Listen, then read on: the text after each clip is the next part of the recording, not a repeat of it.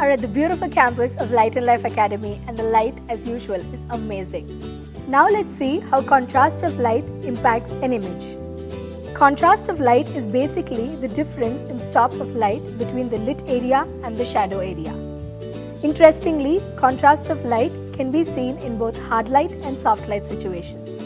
In hard light, the edges of the shadow are well defined, and even a mildly shiny subject is reflective. In soft light, the edges of the shadow are gradual and soft.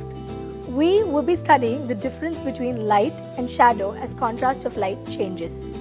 Right now, the contrast of light is high. Let's do a shot. We will also be doing shots in medium contrast and low contrast situations.